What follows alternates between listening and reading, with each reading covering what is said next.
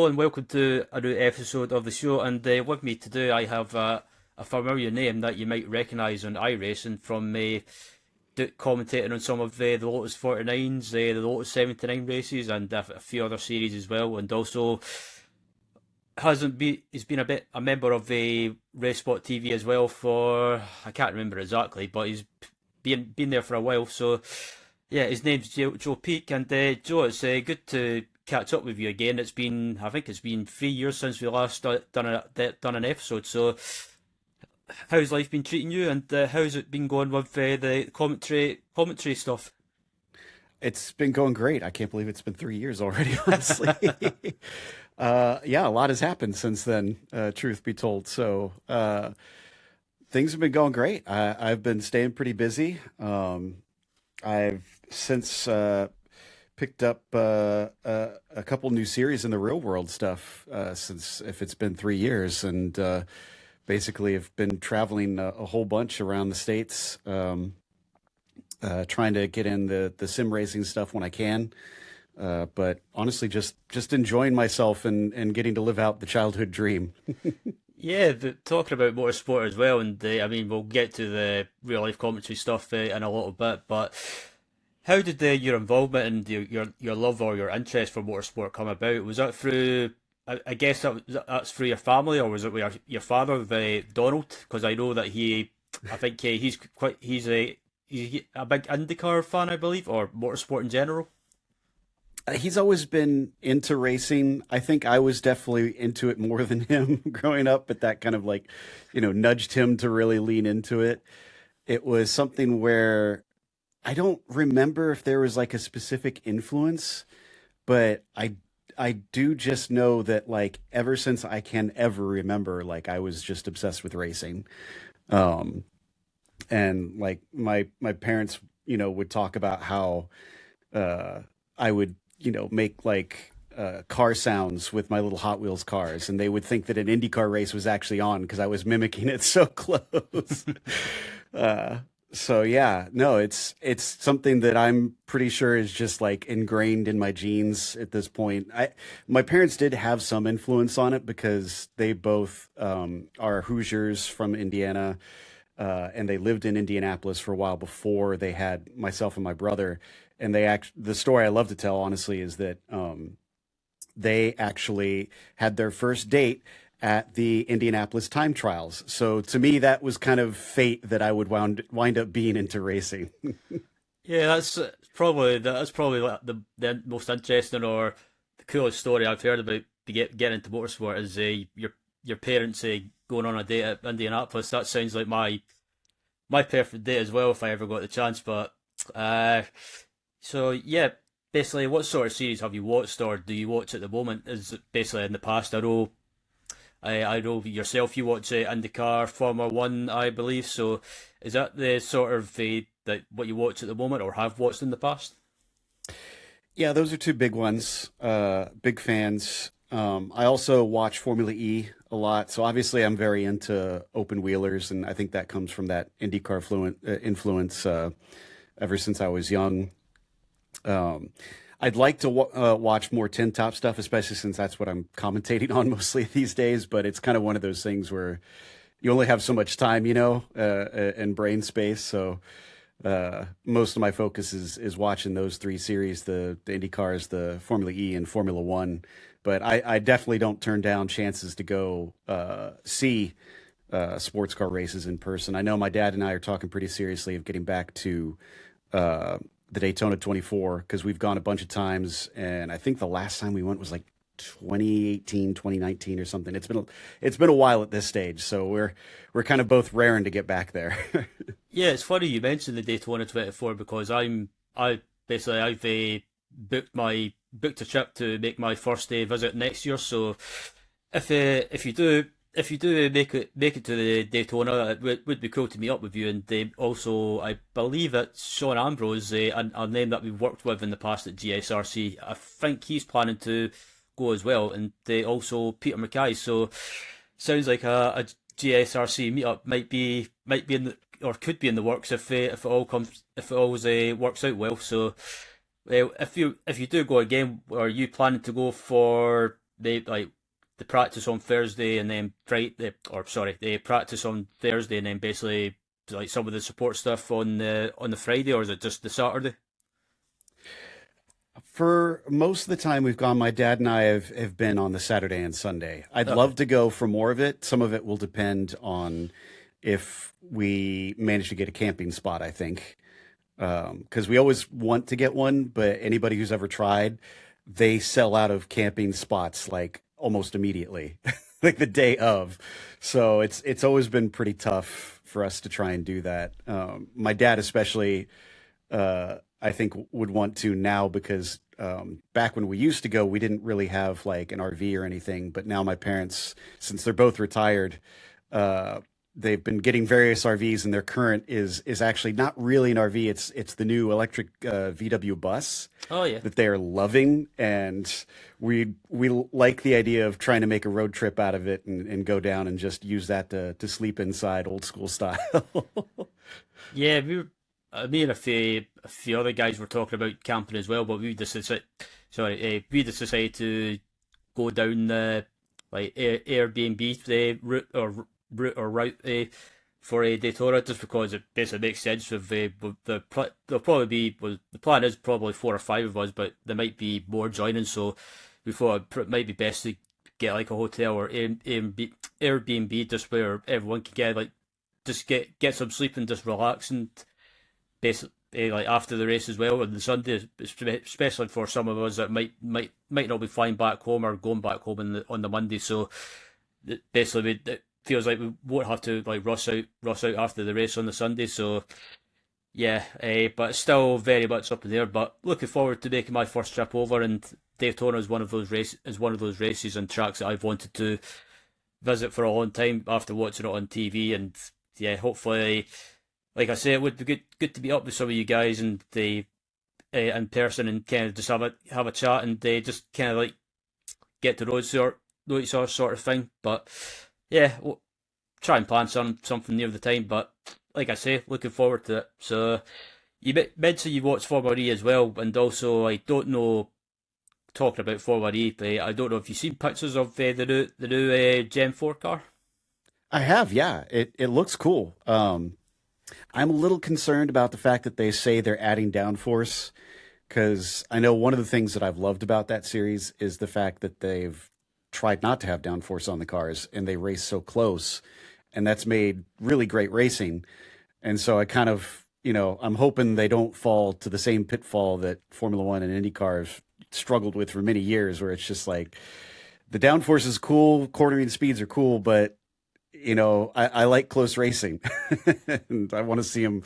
I want to see him be able to actually stick close to one another. So we'll see how it pans out. But I'll kind of wait and make my decision once they actually get them onto the track. Yeah, I've seen pictures as well, and I actually it's probably one of the coolest cars I've seen from Formula E. I mean, I did watch Formula E when it first started. They first came around back in when was season one? I think it was but 2015 or 2014, something I like that. think. Yeah, And yeah. they and then after that, I kind of lost interest just because of all this like gimmicky stuff like fan boost, and it was like it just felt like a it's hard to explain, but it was like meh. Yeah, and I totally get that. I hated the fan boost. The good news is they got rid of that this year, so it's finally gone. It took them long enough. They do some other things that it's like they keep trying to make it different for different sake rather than just having a good product, which is kind of a shame because it's like the good product is there in the core of it, and then they try to add all these things that it's like, no, no, no, no, you don't need that. Just like let it be as it is, and you'll get race fans. And yeah, it's one of those things where it's like uh, I feel like a lot of us fans love Formula E in spite of how they treat us.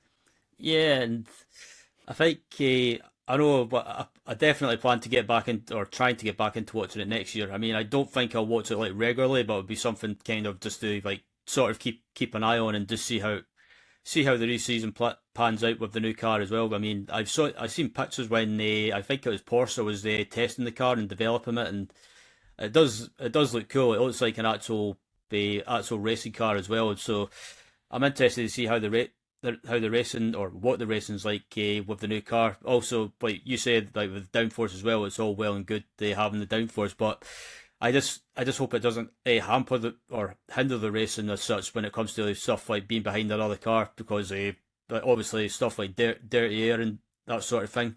So, but like I say, I'll watch and give it a chance and see how it goes. But yeah, have you visited any real life tracks in the past? Obviously, you visited Daytona, but what other tracks have you visited as well in the past or more recently? Oh goodness. I don't think you could see it in the frame that I've got with my camera, but I actually have. I've started a map on my wall actually, where each time I go to a track now, I try to get a little pin that I can put on the map for each track. So I've visited Laguna Seca. That was a new one. Coda as well. Uh, NOLA Motorsports Park, which was an interesting one. Um, Road America, which I think I had been to by the time we had last talked. Barber is a big one. That was the most recent, one of the most recent that I've gotten to go back to. But Barber is has easily become one of my favorites. Trying to think. Oh, Road Atlanta. We did Road Atlanta last year. So yeah, I have added a lot of tracks to the list of places that I've gone to these days. Yeah, I mean, like some of the tracks that I've uh, watched on YouTube or on broadcast, like IMSA Car, Indy Next, or just in general, there's so many tracks I would love to visit in America, just because, in my opinion, and this is nothing against European tracks, but I just feel with like American tracks or North American tracks, if you like, they just have that kind of the old school feel to them. I mean, basically, there's none of this silly like track limit stuff. So like basically, if you go like ever wide ever so slightly, say in Europe for example, you get pinged for it. It's more if you run wide in some places, there's always a wall close by, and you most of the time you'll get punished for it. So it's kind of got that old school feel to them in American tracks or North American tracks. So I think my favourite North American track I would probably say is Motorsport or Canadian Tire Motorsport Park, just because it's sort of got that. It's sort of like a mini Nürburgring or Nordschleife, I feel like. So where there's pretty much nowhere to hide or nowhere to run if you make a mistake.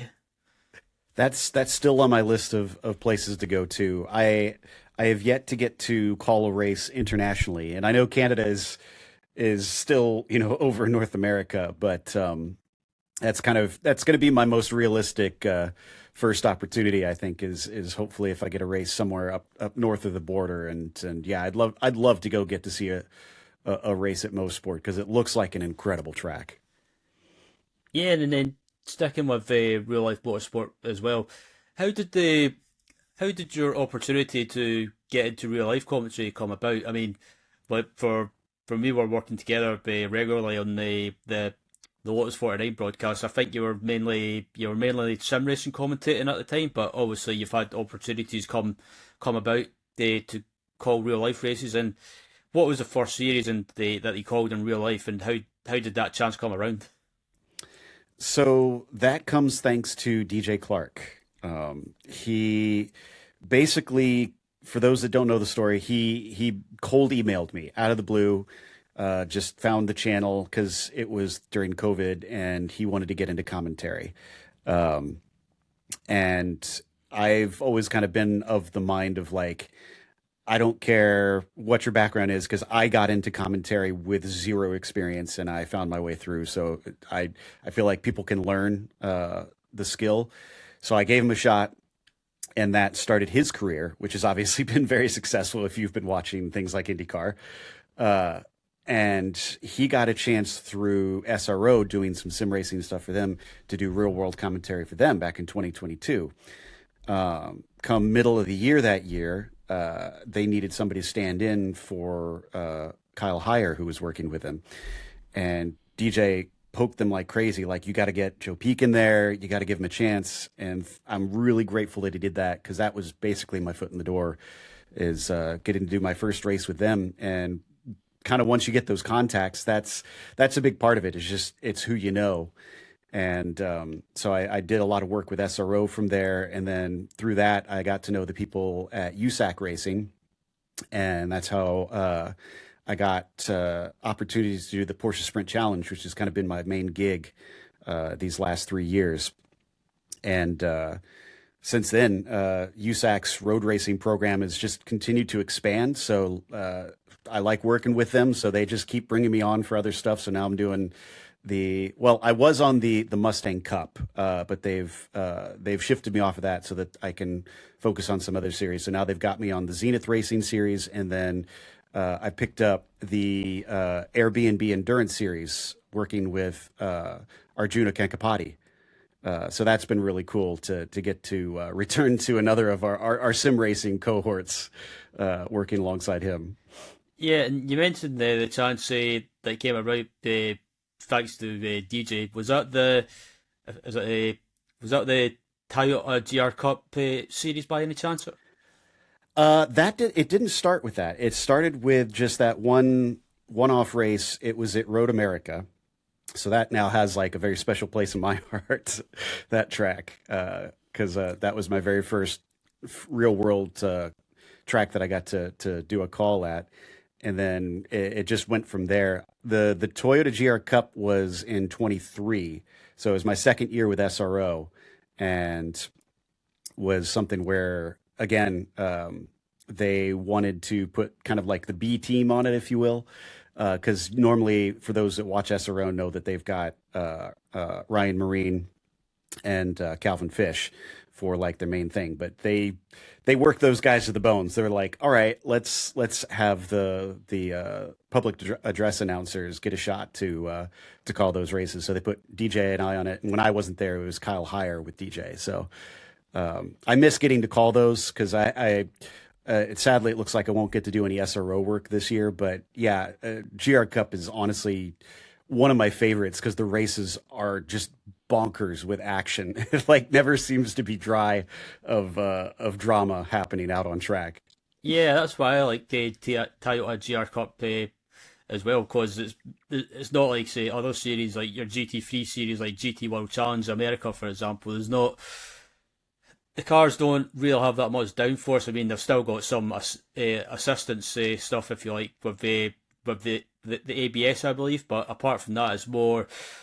I guess it's more down to the driver to like basically wring the neck out of it to try and basically extract pace out of it. And I always find the racing real close throughout the field, no matter if it's up at the front, back in the mid pack, or even towards the rear of the field. There's always so much action going on, and I would highly recommend anyone that's not watched it to look up videos on YouTube and watch some of the races, because like you say, Joe, the races are absolutely nuts, and there's always a bit of like door rubbing or door banging, but I think that's why the series is so good, because there's always action going on wherever you look. And I think for me, Toyota GR Cup doesn't get enough love or recognition, I think. But I think I would love to see the series race in Europe, not like the American series, but maybe have like a European like region, if you like, or division for Toyota GR Cup. But I don't know how feasible that would be, but I think it's more. I think from what I understand, it's more of an American series, I think. But it would be cool to see some of the cars racing in Europe, maybe at tracks like Le Mans, but I don't know if that would be possible or not. Yeah, that'd be kind of wild if they went that big. They might have to go to the Bugatti circuit for if they go to Le Mans. But uh, I thought I'll have to double check. I thought that they did have at least initially some other series because there was the GR Cup North America, which is what we were covering. So I assumed that meant that they had some other ones. It may have only been like Asia or Australia or something like that. So don't quote me on that one. And then also we'll come back to the real life stuff in a bit. But how did they your involvement with sim racing come about? I think your involvement in sim racing first started back in probably well before my time. This must be going back about Dinosaur probably time. dinosaur times. I can't remember what they used to call them. Not the PlayStations, but I'm probably thinking of the Thinking of the Xbox? not the Xbox. This is going back about probably like 80s, early 90s, I think, like PlayStation times sort of thing. Was that how you PlayStation was 90s, yeah. Um, was it that doesn't quite go that okay? back that far. Well, unless you count me playing stuff, because I played Papyrus, which became iRacing eventually. I played their first game, which was the Indy 500 simulation. I had no idea, what that company would become and that I would someday get involved with them. But as far as like the broadcast side, that actually was just kind of being right place at right time sort of situation. If anybody hasn't heard that story, essentially, Glacier Racing was at the time broadcasting league I was a part of, and they were unable to afterwards. And at the time, we weren't exactly happy with the product that they had. I've since befriended a lot of the Glacier folks, so there's no ill will there. But uh, we basically kind of, when they said, "Hey, we can't cover this anymore," there was a bunch of us that looked at each other and said, you know how to do this, you know how to do this. Why don't we broadcast this ourselves? And I actually come from a background of video production, post production specifically, but I have done and had done at the time live sport coverage as the video switcher, directing streams and whatnot. It was stuff like indoor football and roller derby. I did an MMA fight once, so that it was kind of a weird mishmash. So I kind of understood how the flow worked, but I had never done esports. And I didn't have a computer that was powerful enough that I could be the producer for the show. So when I said, "Hey, I want to be involved," it was Giancarlo Lenzi and Kevin Brown and Richard's last name is escaping me. Is it Losper? Yes, Richard Losper. Thank you. I don't know why I couldn't think of his last name. Yeah, I knew who he was. I had to double check my notes there, Yeah, but yeah, I know who you're talking and about. Richard Losper. It was those three, and they were like, "Well, we got all these other aspects kind of sorted, but we need a commentator." And that was it. What's funny about that whole situation is I was a video editor because I didn't like being in front of the camera. I'm kind of a shy person in real life. And so I was like, oh, I don't know, but I'll give it a try. I love racing. I had all the knowledge in my head. Like I've always been, like I said, a super nerd about it. So it's just like, okay, whatever, I'll give it a shot. And lo and behold, turned out that that's something that just really clicked with me. So that was the beginning of the story. And since that was 2013, since then it was all just earning my chops and working out the kinks and eventually finding the right connections. So Yeah, and then I believe feel free to correct me, sorry, but is this when the GSRC or the Global Sim Racing Channel came about as well, or was that that later was the down the start of road? it. That was exactly the start of it. It was me, Richard, Kevin, and Giancarlo. And then shortly after, Sam Ryman, those who remember him, he kind of came on board as like a fifth partner. Um, and the five of us ran it together for the first couple of years before there was like a changing of the guard multiple times until eventually I was the sole owner for like the last 2 or 3 years of it. And now obviously I've sold it to Daniel Costello and his boys, which has been a big weight off my shoulders, but also made me very proud because knowing that I helped keep that running for so many years and being able to hand off the torch successfully is kind of like I'd never been involved in a company that long until GSRC. Yeah, and how did you find running the GSRC as a sole owner, like you mentioned? Was there times when it became Stressful. yeah, I was going to say, was there times when it was stressful? Basically, I guess like basically running behind the scenes, running the running the or the company, like the whole company in general, just with like one, like yourself. Uh, I stressful, like you say, but I guess at times when you were in charge as well, did it feel really like really rewarding. I mean, for example, say when you broadcasted the Majors 24, I think it was back in, was it 2021 or something? I think it was during COVID times anyways, or round about that time.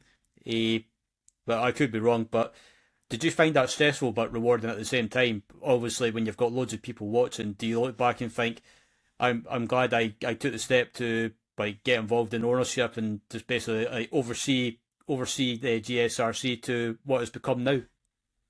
Yeah, yeah, it was definitely rewarding. There was a lot of stuff that I enjoyed about getting to do that.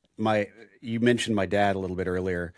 Another thing where it was kind of like this is probably destined to me because my dad was an entrepreneur for more than quarter of a century himself, and has always kind of encouraged my brother and I to consider that. And growing up, I watched my dad, and I always said I don't want to be like him because like I saw him from a little kid perspective where he worked all day, he would come home and he would work at home, and it was like, oh, that doesn't sound fun. And then the GSRC was actually the second company that I helped run, interestingly enough. So it was just kind of like, well, I guess I just like can't escape it. It's just going to be, and so I helped run that thing for, let's see, I guess 11 years that I was a part of that company, 11 or 12 years, something like that. Um, and I think the thing that I enjoyed the most was both having the freedom of being one of the people that makes those decisions, and you get to shape it to be how you want it to be, but also, and I hope this doesn't sound too corny, I really liked seeing when the broadcast had an impact on people. The one that like really kind of struck that for me was the first time we had a driver come to us and say, um, a year ago his dad had passed, and before he passed, his dad got to watch him win a race on our channel. And he said that was so meaningful that he had that bonding experience with his dad, that he got to watch him do that and they could go and talk about it. And it was kind of like, oh wow, like, these are real people, but like now it's suddenly like this is important to people. Like sim racing, might be small time, but like everybody who gets to take part, it means the world to them. And so I try to keep that in mind, that it's important to people, and you try to make them feel important. Yeah, that's a good point you bring up about that as well. But I mean, obviously, basically, I think like, obviously I've been involved in sim racing as well, and basically there was times when or basically like a lot of the time, my mother, who unfortunately passed away last year with cancer, she always liked to keep like she would always ask me like, oh, how's your sim racing going? Like what have you been doing? Like what leagues have you been racing in? What's your results been like? And I always found that to be really, I don't know. I know I'll probably get say I'll get called be a soft old man, but I always found that a kind of like emotional in a way, because like I never expected her to show an interest, because she was always like a or she didn't have that view like other people might had the like sim racing is just a video game or whatever. She was actually, I wouldn't say invested, but she always liked to like keep it, kind of like keep an eye, or keep an interest as such. And then I think it was going back to 2023 when like I think you at the time you were broadcasting and commentating on the majors Speedway 500 at the time, the race I won, and Yeah. I still remember. Yeah, I still remember that race very well, because yeah, I just remember I won that race at the time, and it was kind of, it took me a couple of days for it to like really sink in, because I never expected to win a race like that, just because of the strength of competition. I mean, when you've got drivers like Andrew Ware and Andrew Ware, and you've got Dallas Pataska and like big names like that. It's to win against those sort of people is like really rewarding. And I just I won't repeat the words but I said at the time, because it's that some kids might listen to this, but I was like, yes. So like kind of like punching my wheel in that end. I was like, Yeah, and then yeah, I remember my mother was saying like, I guess you won. I was like, I'll put it this way. I said like F yeah. So yeah, basically, I was. I know it's sim racing's kind of like I say, it's sim racing, but for me, it still feels like very very real. And I remember getting a replica, the replica like milk bottle fruit as well as a prize, and it just it's one of those moments that will love with me forever because it just feels like it's you don't. I never knew that would happen to me, but it just feels it's one of those moments that I could speak about for a long time. So I think it just shows that sim racing, even if it's just virtual, it still can be very. It's hard to explain if you know what I mean. I've even heard real world drivers say that one thing that catches them off guard is that the emotions and the feelings that they get are so real in sim racing, and yeah, I think that's the thing is that yes, it's virtual cars, but now it's so close that your brain is still getting all the same stuff other than the G forces. So it's all when you're racing against real people, that's all still, you're getting the same dopamine that you do. And then basically also you're involved with the Race Spot TV as well. And how did that opportunity come about? Was it Arjuna that got in contact with you, or was it the other way around? Did you get in contact with Race Spot or Arjuna himself? I'll be honest, I can't remember exactly. Like I know around the time, um, but I'm trying to recall because it could have been a situation where a series that I was covering went to them and the either the client or RaceSpot approached me to help call it or something to that effect. There's something like that maybe. I may be misremembering, but I had known Arjuna for a long time. I had known a number of the people that worked there. I mean, you know how it is with sim racing commentary. Like everybody kind of knows each other. You've probably worked with everybody at some point.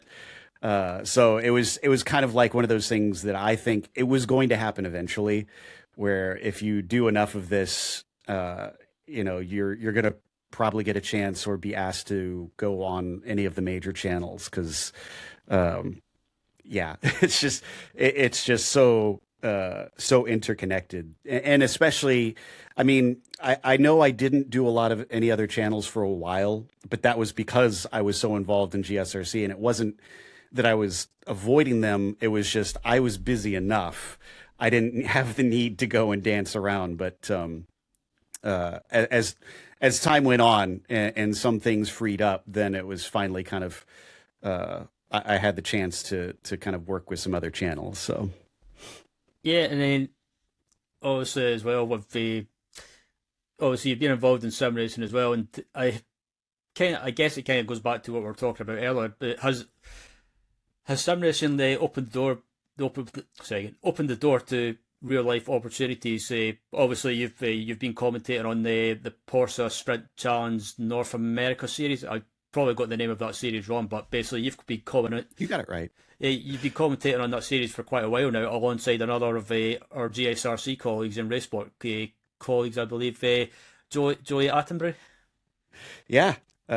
Yeah, me and Joey have become quite the team, and I love that honestly. But yeah, it was absolutely the sim racing that opened the doors, and it's weird because um, it's one of those things where like it was COVID, honestly, that kind of helped kick it off, which is like I'm not glad that COVID happened, but I am happy about the opportunities that it kind of like started to make happen because it sim racing blew up during COVID.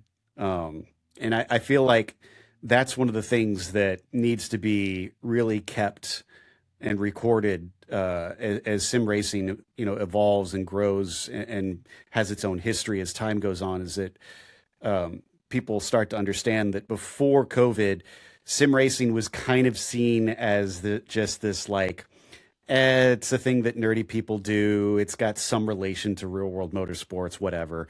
And then none of the drivers in the real world could go racing, so they all went to sim racing during COVID because that was the only safe way that we could do stuff for a while.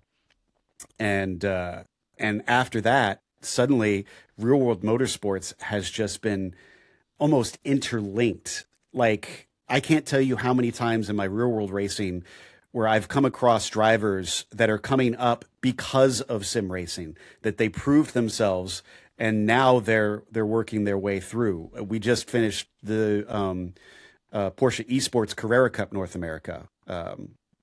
And Mitchell de Jong working with Aaron Janson, who had actually got to know first through real racing and then got to see him, on the sim side.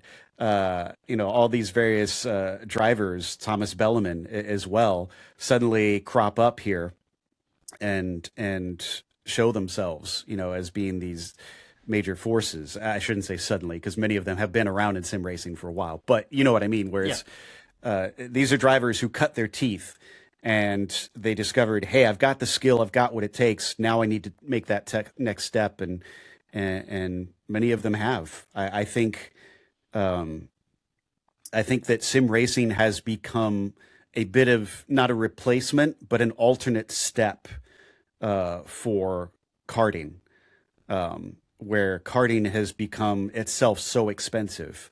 Now, if you don't have the money to go do that, or don't have the accessibility, don't have like a track close by or somebody who, knows what to do, that if you've got a PC, if you've got wheel and pedals, then set it up, get an account on whatever sim of your choice and start going, and start building your skills. Yeah, and I think that's a good point you make up about using sim racing to come up through or get into real life racing. I mean, the amount of names I've seen they come up through sim racing and are now involved in sim racing, real life racing. Sorry, I mean, for example, when you look at Chris Lawlom, who's a part of Team Redline, what his journey through sim racing and the opportunities he's had in real life racing, especially last year when he took part in one of the NLS races at the Nürburgring with Max Verstappen, and he actually won. He actually won there on his first day, like his first day race around the Nordschleife, and also let me check. He won the 24 hours of Spa at his first attempt as well in the gold class as well. So I think it just shows that, like you say, you don't have to come up through karting now. If you're good at sim racing and you've got the skill in sim racing, and if I think, or in my opinion, I think you can take that skill and use that in real life racing. And I think there's plenty of names that have shown that shown that right now. I mean, look at Joshua Rogers from Quando Esports, who was racing in real life at Donington Park in, I can't remember what series it was. I think it was a GT4 series, but I'm happy to be corrected. But again, he went excuse me, he went out there and basically, I think he got, what is it, 2 podium finishes in his first race weekend racing in real life. So I think it's a good case, and it proves that basically, like I say, you don't have to come up through karting. You can come up through sim racing, take the skills from sim racing, and transfer it to the real life track. Yeah, I think the only real holdback from there is just that you need the money, Yeah. obviously, to go real world racing, and that is the tough part.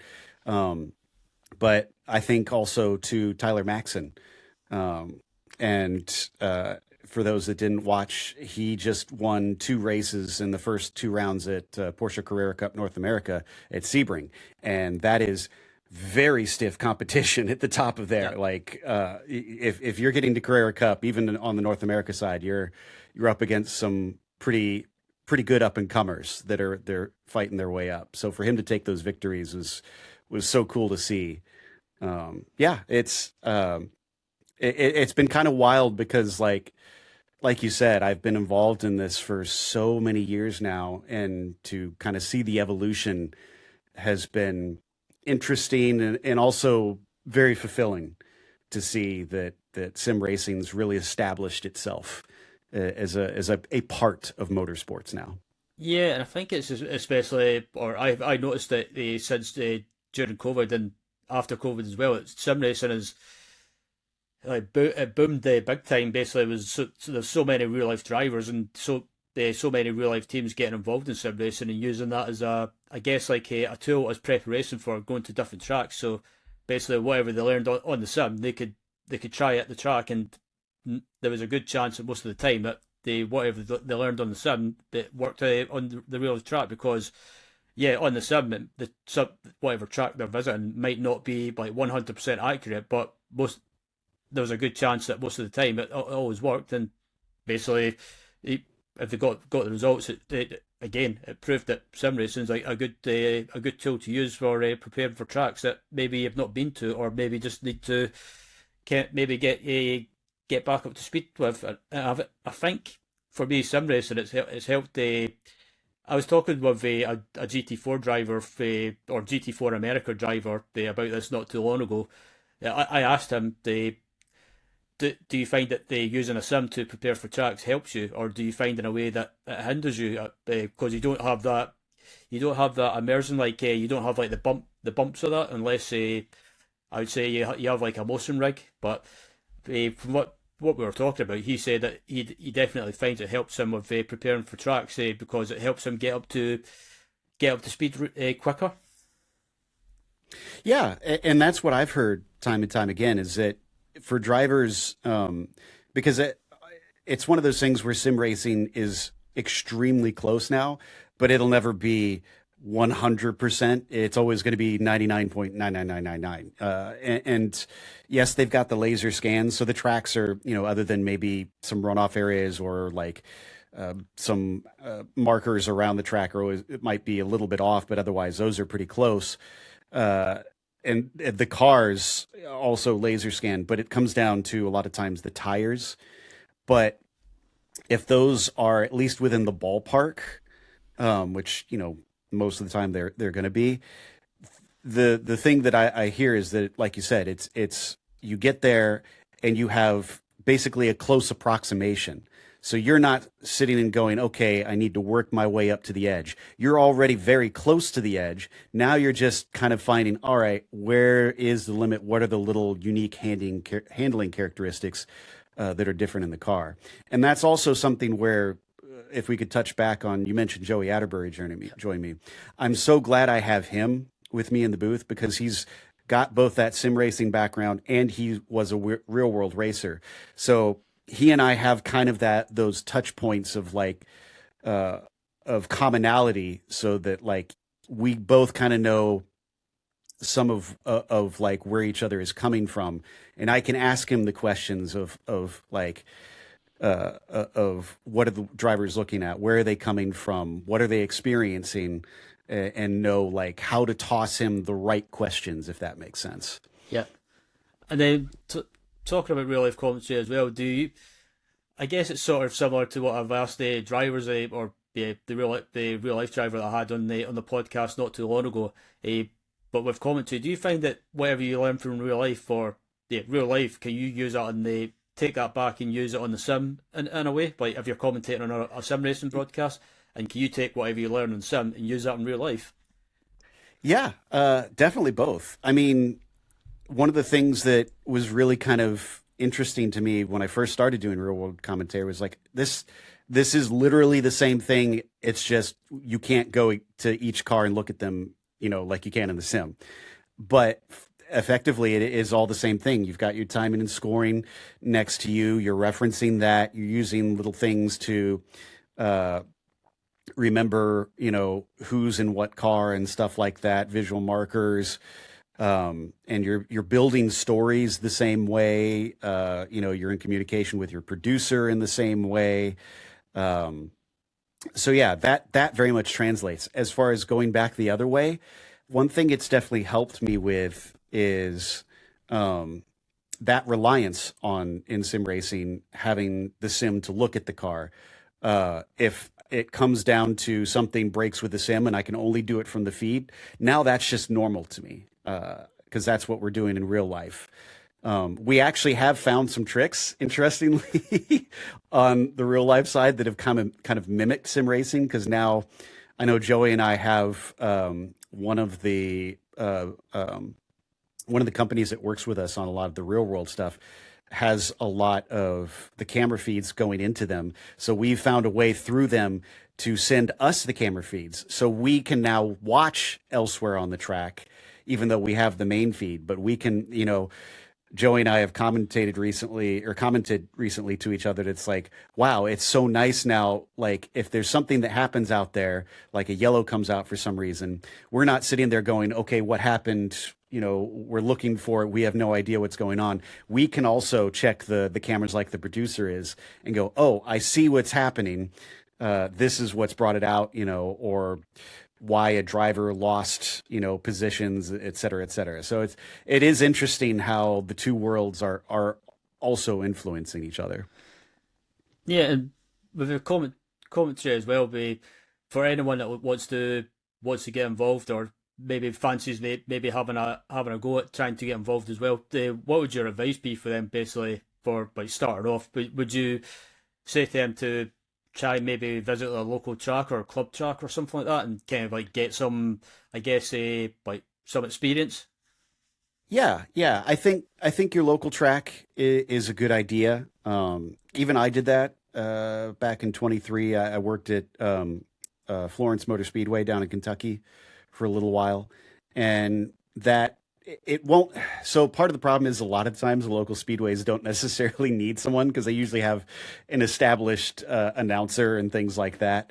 But there's still opportunities. For instance, I didn't go and announce those races down at the dirt track. I was the guy that they sent to Victory Lane, and I did the interviews in Victory Lane. And they also sent me out in the crowd to be the man among the people, sort of thing, where I'd go and interview fans and get those little spots and stuff like that.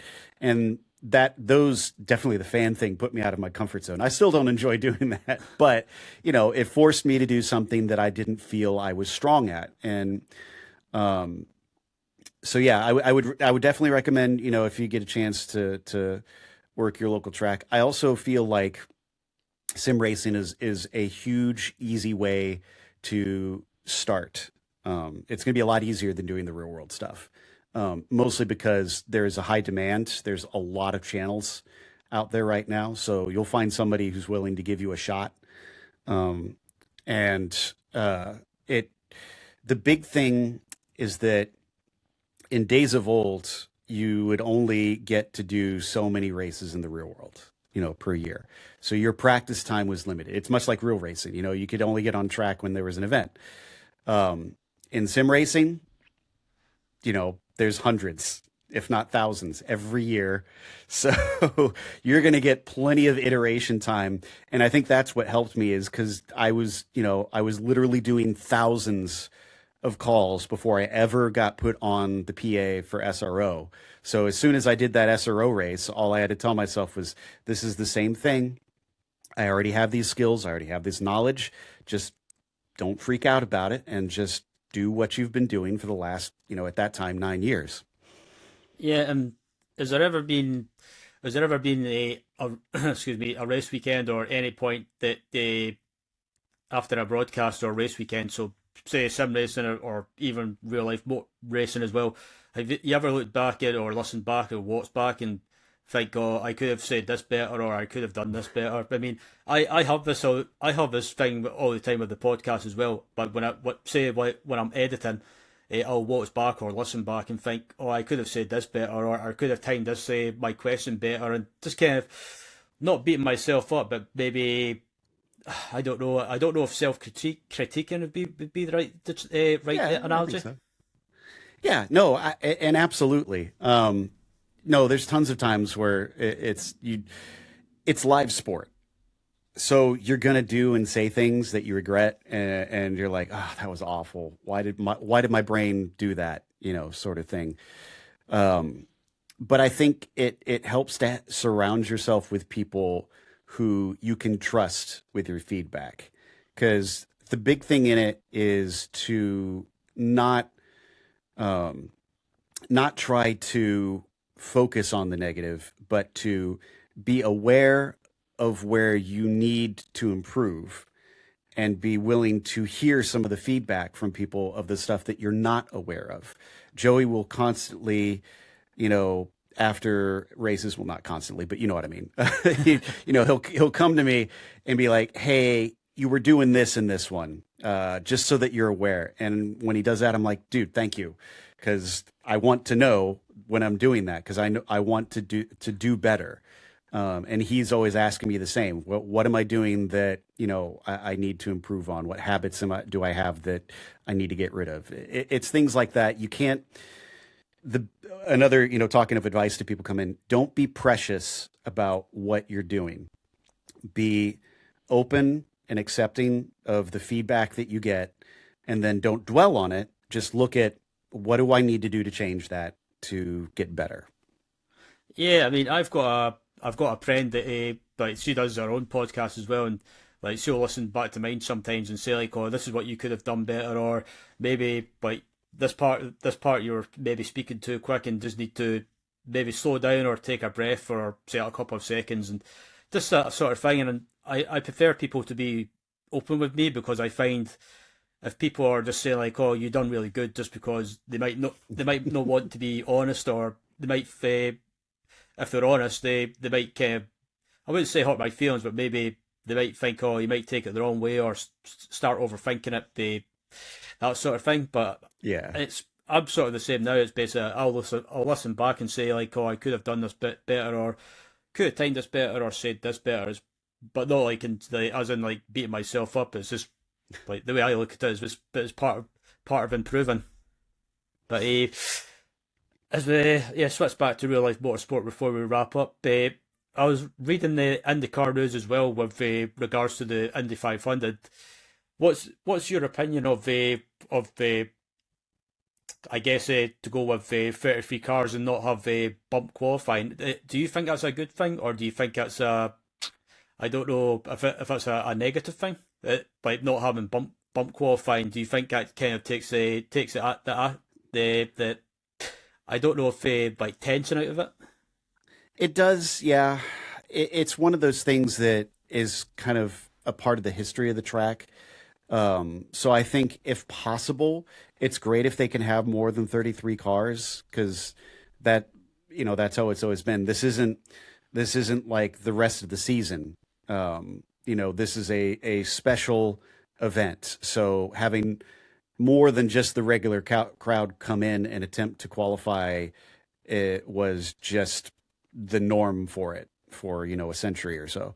Um, it's just kind of the nature now of motorsport that it's a lot harder for people to put the money in only to find themselves not even get to compete in the race.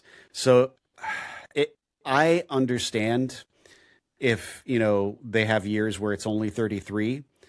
But as a fan, I like when they have more than that, to really see that it's a competition just to get into the race, not just the race itself, but to be worthy of competing with 33 of the quickest drivers in oval racing.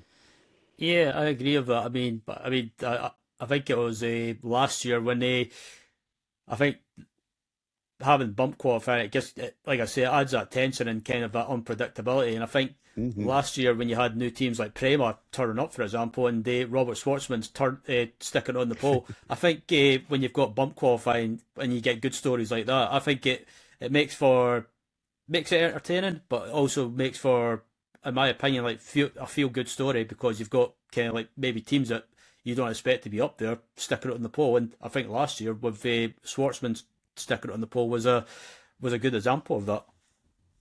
Yeah, very much so. And and and I think that it's going to be a bit different than it used to be too, because it's now that it's a spec series, it is more down to the preparation, so you get fewer surprises like that. But like you pointed out, I mean, it opens itself up to it, that you might have that secret weapon, whether that be some engineer or some driver, that can suddenly make the difference. To me, it was kind of eye opening last night. I actually just watched a video on the turbine cars from back in the 60s, and into the early 70s even. And it was it it was interesting, hearing them talk about how these efforts that were put together and like all the talk that they had, and then in some of the cases the cars didn't even make it into the qualifying, and yet they got tons of coverage because they were so unique. And I don't think we'll be able to get back to that of run what you brung sort of situation for Indy, but I do kind of long for those days of the experimentation of teams bringing something new and different to try and just get into the show. And then before we wrap up as well, but it's a question I've wanted to ask for a long time, but I guessed for a long time. With social media when it comes to motorsport, what's your opinions on it? Do you think social media is a good thing with regards to like series and the teams they like promoting themselves, and they also with the fan aspect? Do you think it's with the fan aspect and fan behaviour? Do you think do you think it has a negative effect? So, for example, I've noticed quite a lot when it comes to the Formula One fan base. There's a lot of toxic behaviour, fans trying to rip into each other, roast each other, whatever you like to call it. So, what's your take on it? I think it's a really complex question that there's a lot of different aspects that can make it positive or negative. Um, and it goes bigger than just racing, because social media, has a lot of influences right now that, I don't want to get into because we could go on forever, where it affects how the community interacts. And that's one of the big things is like what sort of community has been fostered in whatever social media sphere that is. The other thing is whether or not that series also fosters that with how they interact with the fans. What sort of behavior are they encouraging? I think you know, NASCAR kind of finding out in a hard way about how some of the stuff they were encouraging went overboard, even on the track, where the retaliation stuff got to a point where they were like, okay, maybe we should put a stop to this. And it can't just be have at it, boys, sort of thing. Um, and that goes with social media, where it's like if they're trying to stir up drama, well, then you're going to get drama and all this conflict and everything. So you have to be very careful about what you're doing. And then the other thing in it, I think access to the paddock is not a bad thing. I think it's a good thing. I think you want fans to feel a part of it. And I feel like social media has helped that in a huge way. So on that side, I think it's highly positive and that's why I feel like I want to see teams and social media platforms and things do a better job of trying to uh, bring about a better atmosphere through it, bring a better product, so to speak. Because whereas before you could only watch it on TV, listen on radio, or physically go to the track, now you could actually ask a driver a question. It's not like you need their phone number or anything. You could ask a team owner a question. You could let your thoughts be known. Like you said, that can be toxic because there are people that maybe haven't learned to socialize with those sorts of things. But I think having that access is very good because it creates fans, it draws fans in, and it helps them get to know and understand the sport in a way that we didn't get to when we were younger. Yeah, I completely agree with that. But I think, like one of my friends, she said as well that social media. I asked, is it a good thing or a bad thing? And she was sort of the same opinion. It's a bit of a double-edged sword, if you like. It can have a good impact, but a negative impact at the same time. I think it's a bit of a divisive subject, if you like. So some people might agree on it, some people might not agree on it. It's to me, it's a hammer. You can either build a house with it or you can break vases. It can do either. And then before we wrap up as well, Joe, is there anyone that you want to give a shout out to for, but basically getting you to where you are, and so So this could be like with GSRC, like we were talking about earlier, but or also like your real life commentary based stuff as well. I mean, I guess the big one is a thank you to Giancarlo, Kevin, and Richard for giving me the shot because that set me on this path.